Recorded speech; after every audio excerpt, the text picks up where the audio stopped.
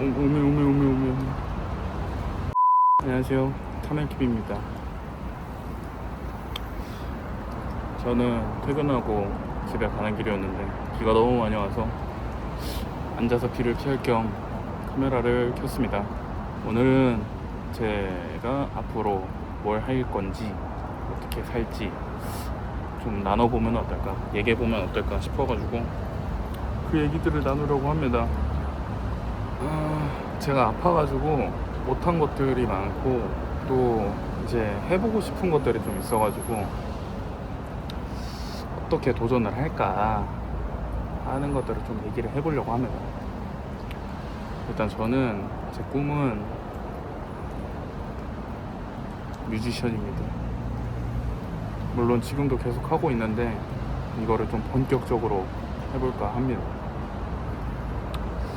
그래서 저는 한 달 안에 정규 앨범을 내려고 합니다.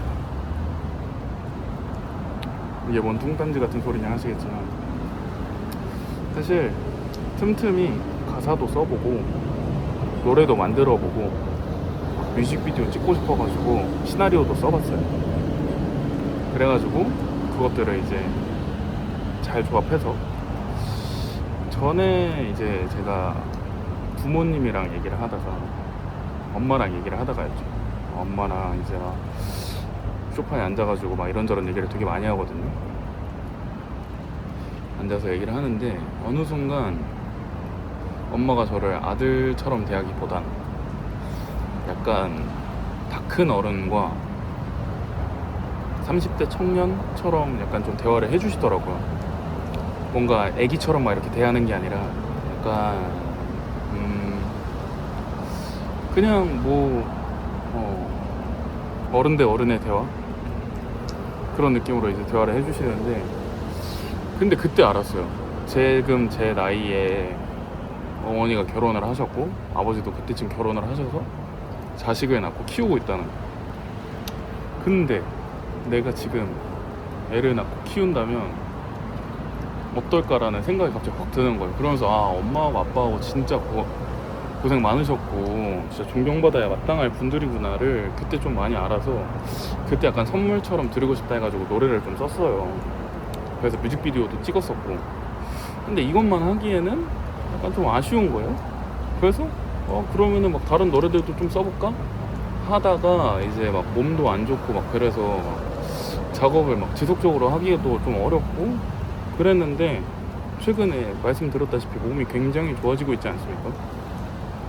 그래서 한 달 안에 정규 앨범을 만들어서 내보자.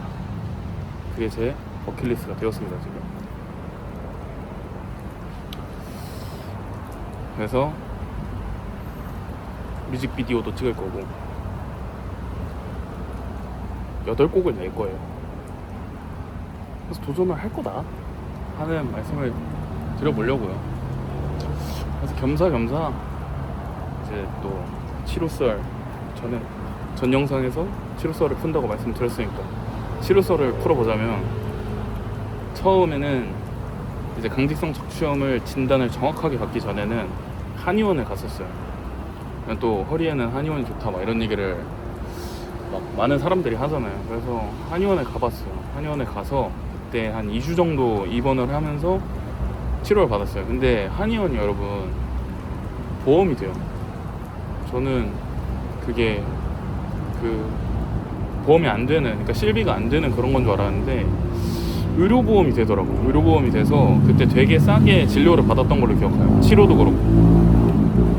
그러니까 왜 한의원에 갔냐, 첫 번째로 정형외과에서 입원을 했을 때는 그 신체 골격이나 이런 것들이 어긋나 있어서 장기가 안 좋아진 거다라고 말씀을 하셨고, 그때 막 소화도 안 되고 막 이랬으니까. 근데 한의원에선 또 안에 소화기관이 안 좋으니까 골격이 망가지는 거다 이렇게 말씀하시더라고요. 뭐 아무튼 그래서 침을 막 한 2주 정도 맞았는데 좋아졌던 것 같기도 하고 아닌 것 같기도 하고 그랬던 기억이 있습니다. 그래서 그 치료가 하고 나서 이제 강직성 척추염이라는 것을 정확하게 진단받고 나서는 제가 그때 처방전을 받는데 3개월치를 받았거든요. 3개월치를 받는데 약이 진짜 많았어요. 첫 번째로 진통제 있었고, 그리고 소론도라 그래서 스테로이드성 약물. 그러니까 그 스테로이드를 왜 복용해야 되냐면 염증이 너무 높은데 염증을 빨리 잡아야 됐어요. 왜냐면 염증이 계속되면은 몸이 점점 굳으니까 이 증상이 그래요. 그래가지고 이제 소론도라는 약을 이제 복용을 하고, 근데 그 소론도를 먹으면 또 뭐 몸살 증세 막 이런 게 있을 수도 있고, 또 약을 한꺼번에 복용하다 보면은 그 위장이 많이 약해진다. 그래서 위장을 보호해주는 뭐 그런 약도 먹고, 또 진통제를 계속 복용하니까 장이 안 좋아질 수 있다. 그래서 유산균 같은 것도 같이 먹고, 그래서 이제 하루에 먹는 약 고정적으로는 6알 정도 됐었고, 일주일에 한 번씩 그 제가 말했던 MTX 그 약을 먹었어야 되는데, 그 약이 이제 일주일에 한 막 5알, 많을 땐 5알, 아니 많을 때 6알, 적을 땐 하나 이렇게였는데, 전 그때 심했어가지고 6알을 복용을 했었어요. 그래서 일주일에 한 번은 11개를 먹었어야 돼요. 여러분, 약 11알을 먹으려면 만발의 준비를 해야 돼요. 그리고 그때 이제 막 복용을 하면은 부작용으로 일단 뭐 그때 말씀드렸다시피 감기 잘 걸리죠. 그리고 이게 랜덤 박스로 가끔 아나필락시스가 와요. 랜덤 박스로. 아나필락시스가 뭐냐면 약간 식중독 개념인 것 같기도 하고 그냥 알러지 반응이라고는 하는데, 그러니까 음식을 먹었을 때 몸에 두드러기 반응이 나고, 그 두드러기 반응이 그것까지 오는 기관지랑 막 그런 데도 막아가지고 숨도 잘 못 쉬고. 그래서 한 번은 그런 적이 있어요. 그때 이제 약간 젊음의 패기로 직장을 다니던 시절, 제가 어떤 캠페인을 진행하던 때였습니다. 그때 이제 허리가 너무 아파서 진통제를 그날 2알을 먹었어요. 원래 하나만 먹으라 그래요. 왜냐면 부작용이 너무 심하게 올 수도 있어가지고. 그날은 2알을 먹었는데 너무 아파서. 근데 저녁에 돼지고기를 먹었어. 끝나고 나서 캠페인이. 그러고 나서 1시간 뒤에 정확하게 등에서부터 갑자기 두드러기가 엄청 심하게 올라오는 거예요. 근데 그때 이제 친구를 만나러 어디로 가고 있었는데, 그게 병원인가 그쪽이었어요. 마침 병원이 있으니까 그냥 거기 들어가서 주사 한 번 맞으면 괜찮아지니까 주사 맞으러 갔죠. 들어가는 사이에 쓰러졌어요. 앞이 하얘지면서. 앞이 하얘, 안 보여 그냥. 그러다가 한 30분 뒤 모르겠어요. 그러고 나서 정신 차리고 나니까 이제 같이 가던 친구 옆에서 울고 있고, 놀라가지고 죽는 거 아니냐고. 그냥 그때 막 몸에 막 꽂혀있던 게 되게 많았어요.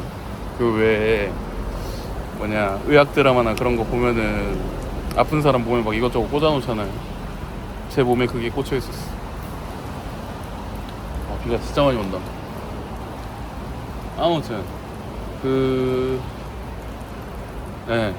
제가 받았던 치료는 그런 거였어요. 도수 치료도 막 받으라고는 말씀하셨는데, 의사 선생님이 지금은 염증을 낮추는 게 중요하지 운동을 하는 게 중요하다고 그러지 않았어요. 그렇습니다. 비가 많이 오네요. 이제 그렇게 해서 이제 1차적으로 치료를 다 받고, 이제 그러고 나서 이제 안 받아가, 그 약물로 이제 그게 안 잡히니까 그 다음 받았던 치료가 이제 주사 치료. 약물까지 제가 밝히는 게 가능한지 몰라갖고, 약물은 어떤 거 맞았다고 말은 못 드리겠지만, 저 한 달에 한 번씩 받았고, 그게 주사 값이 한 번 맞을 때 130, 150 막 이랬던 것 같아요. 근데 진짜 감사하게도 국가에서 그걸 지원을 해줘가지고 한 달에 7, 8만 원씩 막 이렇게 했습니다. 근데 저는 그때 이제 막 일을 하거나 뭐 아르바이트를 못 하니까. 왜 이렇게 뜨거워 얘? 비 때문에 그렇구나. 어우 야. 그래서 치료도 막 못 받고 그랬어요. 그때 이제 가족들한테 말은 못 했는데 가족 상황도 막 좋진 않아갖고 대출 받아가지고 치료받고. 그래서 버킷리스트 중에 하나가, 버킷리스트라고 할 수 있나? 대출금 다 갚기. 지금은 그래도 감사하게 일을 하고 있거든요. 와, 비 개 많이 오네. 여기서 집까지 걸어서 한 10분 정도는 더 걸어가야 되는데, 비 좀 그치면 가려고 어떤 처막 같은 데 앉아있는데 의자에 계속 비가 새요. 아무튼 그렇습니다. 그래서 제 버킷리스트는 또 하나는 또 이뤘어요. 벌써 저는 유튜브 같은 걸 해보고 싶었어요. 제가 예전에는 사람들 앞에서 막 나서는 거 좋아하고 말하기 진짜 좋아했거든요. 근데 아프고 나서 그런 것들을 좀 많이 못 해봤어요. 진짜 관종이었는데 관종기가 다시 살아나게 열심히 그렇습니다. 아무튼 한 달 뒤에 제 정규 앨범을 낼 거라는 거 많이 들어주세요. 그럼 오늘도 여기까지. 궁금하면 팔로우.